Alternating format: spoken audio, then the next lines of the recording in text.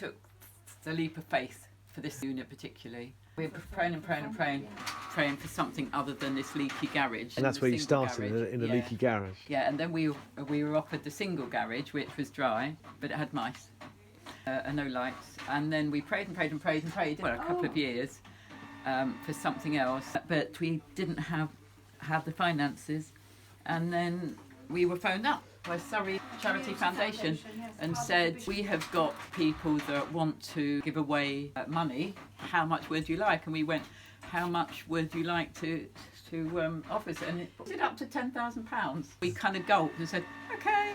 So that was 10 years ago. Which at the same time, just as we said that we had found this place, the persons that had lent us the garage actually said they were selling that. The timing was amazing. God was very good to us. And the Camberley Besom seems to have evolved as one that is very much just focused on the starter packs, the food, and the bedding, and not the furniture.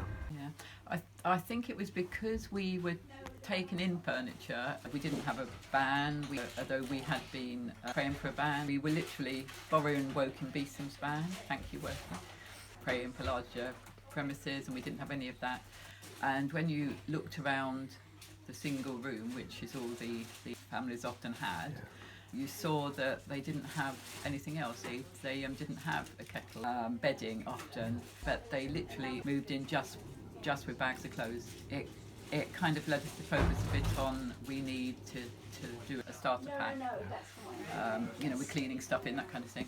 I think we realised more and more the furniture giveaway were already being covered. Christian Another charity. local Christian charity. And they were also taking on painting projects and gardening projects. So we thought, come on God, what's this about? We still felt Besom was right for this area. There was still something there that wouldn't go away. We began to be given harvest food out of the blue, and so that really began, oh gosh, we've got food, what do we do with this? So we began to add that to the household packs that we were sending out. Nobody else was giving it. So it's almost as if God was one step ahead of us every time. It's noticeable that we're making a difference here. Yeah. Oh, okay. Well, we're just tidying and stacking, and that's the one which With the sun, yes. yes. These are our basic packing lists of the basic foods that we put in. And then also the other toiletries, of course, as well, for adults as well as children. So what's it like being a time giver here at the It's very Besom in good. I've been Camberley? doing it for nearly 5 years now. Have you?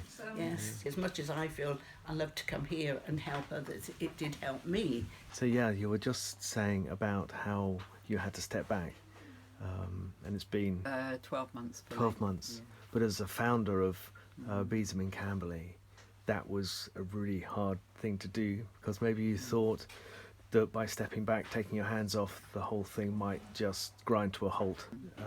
Others wouldn't step forward, but actually quite the opposite happened. Yeah. I think people felt released, maybe.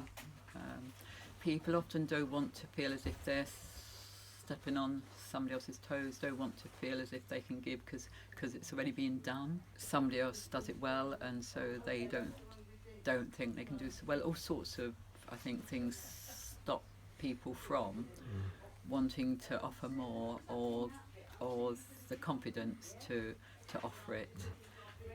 And so by me having to step back for a season, we thought, a few months at the time, I think there was probably among the team, there was a sense of panic or of loss at the time, but I've deliberately kept back, even though I could have sort of sent an email, I could have carried on actually.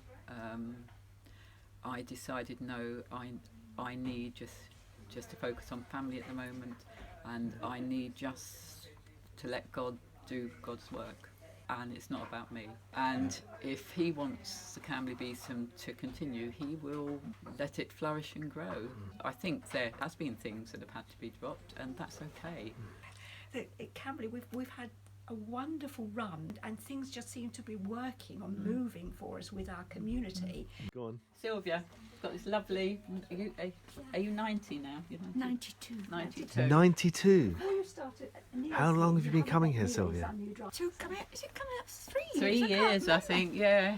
You had your 90th birthday here, didn't you? I did. Yeah, had a cake and flowers. Neil, what have you got to deliver today? I've got so far 7.